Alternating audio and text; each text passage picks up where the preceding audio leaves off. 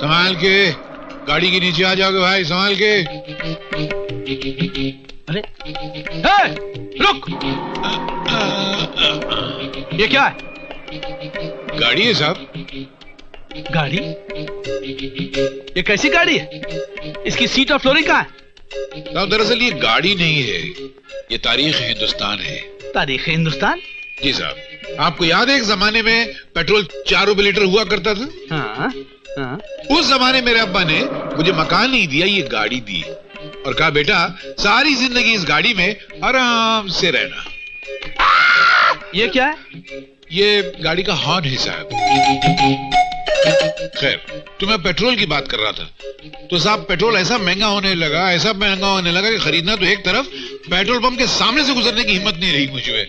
तो मैंने इसकी ये सीट और ये फ्लोरिंग निकाल दी और इसको धक्का मार के चलाने लगा। मुझे तो तू कोई फ्रॉड लगता है। जरा देखे तुमने अपने बोनेट में क्या छिपा रखा है?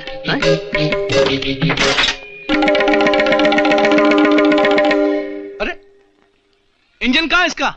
जब महंगाई हिंदुस्तान के 90 करोड़ जनता को खा गई तो क्या मेरी गाड़ी छोटा सा इंजन नहीं खा सकती? अभी जब पेट्रोल खरीद नहीं सकते तो इंजन की जरूरत क्या है? खामखा गाड़ी के सीने पे बोझ पड़ा रहता है। जब तुम्हारी इतनी प्रॉब्लम्स हैं तो फिर तुम इस गाड़ी में सफर क्यों करते हो? तुम पैदल क्यों नहीं चलते? वैसे मैं पहाड़ी आदमी हूँ। मैंने वहां सुना था कि शहर में पैदल चलने वालों के लिए कोई जगह होती थी, तो क्या नाम क्या था उसका, भूल गया मैं। फुटपाथ। हाँ, भगवान आपका भला करे। फुटपाथ है? फुटपाथ नाम की कोई चीज शहर में है? तो नहीं है ना। उस फुटपाथ की जगह पर कहीं झोपड़े बने हुए हैं, कहीं दुकानें बनी हुई हैं, कहीं खोंचे लगे हुए हैं, कहीं भिखारी बैठे हुए हैं, और बाकी जो जगह बचती है वहां म्यूनिसिपैलिटी वालों ने बड़े बड़े खड्डे खोद रखे हैं और बरसों तक खोदे रखते हैं।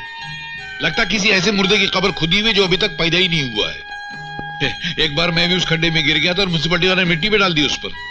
अरे तो भगवान भला करे टेलीफोन वालों का, उन्होंने फिर खड्डा खोदा, मुझे बाहर निकाल लिया, वरना मैं उसमें आज तक पड़ा हुआ होता। अगर फिर कभी इस शहर में आओ तो मुझसे जरूर मिलना।